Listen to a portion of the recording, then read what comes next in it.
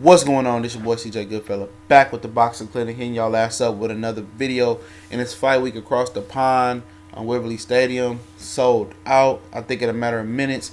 Wladimir Klitschko taking on the champion Anthony Joshua. Kind of sounds funny with Klitschko being on the challenger side of things in this fight. Let's talk about it. I'm going to give Klitschko his just due respect. So let's start off with Joshua. A guy who got his belt because Tyson Fury failed to rematch Wladimir Klitschko. He's been dealing with a PED thing he's been going through. I don't know if he cleared. I think Fury got cleared his cousin. Maybe Tyson got cleared as well. He's looking to get back in the ring once he gets past that deposition over there in this country. He's big and fat. He got a lot of ways to go to lose the weight.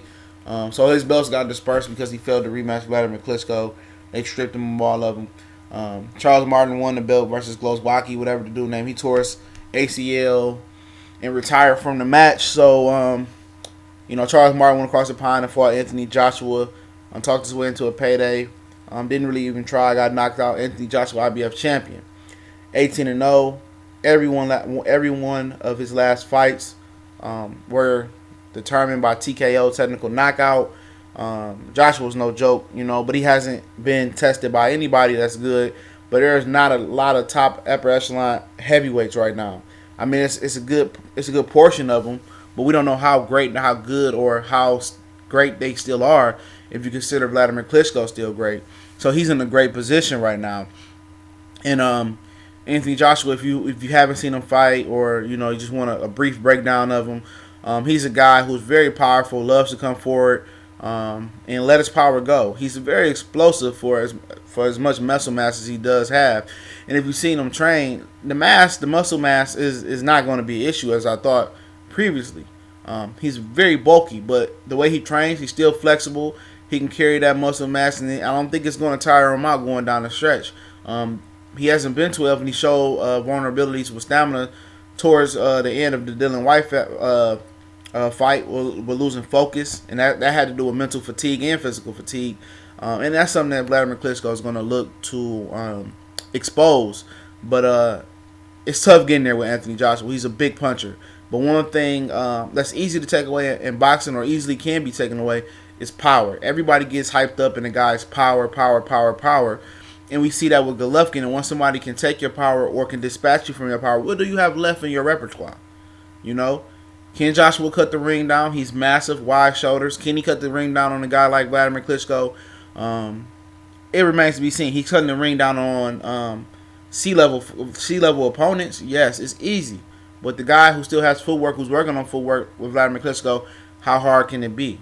How easy can it be for Anthony Joshua, for a guy who has zero experience on an elite world title level? Even though he's a world champion, he hasn't fought elite competition.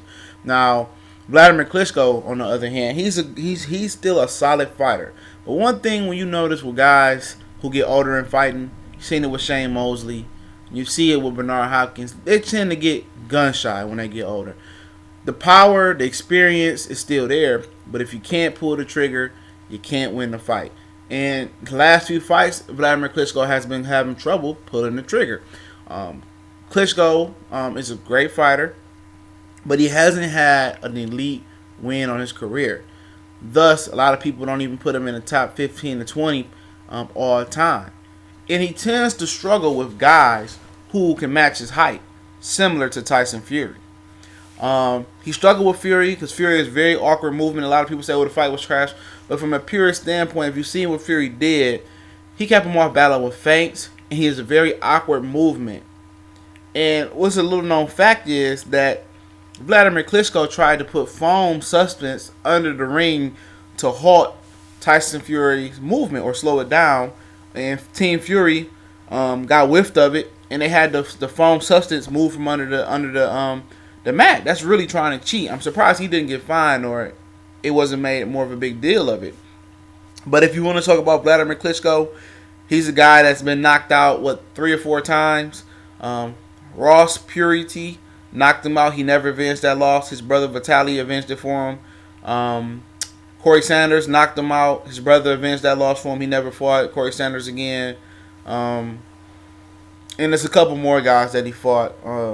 But at the end of the day, his brother's not here to protect him anymore.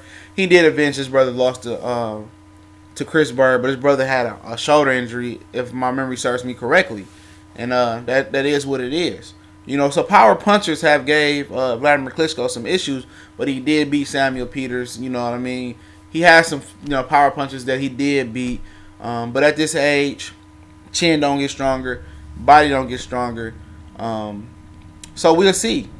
Coming into this match, I like the jab of Wladimir Klitschko, and we're going to see how easily Anthony Joshua can close the distance on Klitschko. And what's Klitschko's game plan? Can he use the ring to his favor? Does he still have the legs to go a full 12 rounds? He's always been in tremendous shape. But one thing Jeff Mayweather did point out is that before the Tyson Fury fight, Wladimir Klitschko did have a baby, and he didn't look as in shape as he usually does. So hopefully he comes in shape in this fight. Joshua's going to do what he's going to do. He's going to try to close the distance, try to be patient like he did versus Charles Martin, and let his power take control. There's really no secret what he's going to do.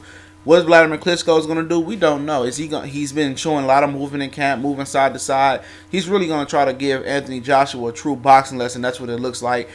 And he can go that route. But I think he should really try to let his power be known and be respected in this fight and try to press the issue early. Try to set the pace a little higher than Anthony Joshua is used to. Use the jab. Make a statement similar to what Keith Thurman did with what's the old boy name? With Danny Garcia. Similar to that. And then go back to boxing. You know what I mean? And try to take Anthony Joshua to the deep waters and try to drown him. But I tend to side with I'm gonna stick with what I said before. I'm gonna take Wladimir Klitschko in a 10th round knockout. That's just my opinion. I'm not gonna be surprised if Anthony Joshua won this fight. But I'm going to say Klitschko has one last hurrah in him. He's going to box well. He's going to press the attack at times. He's going to mix it up. And I expect him to get Anthony Joshua out there in the 10th round. Wouldn't be surprised if Anthony Joshua knocked him out. Kind of wanted to go that way, but I'm going to stick to my guns in the beginning. What I said, Wladimir Klitschko, 10th round knockout. I wouldn't be surprised if it went either way. But this your boy CJ Goodfellow with the Boxing Clinic. Shout out to everybody. We gone.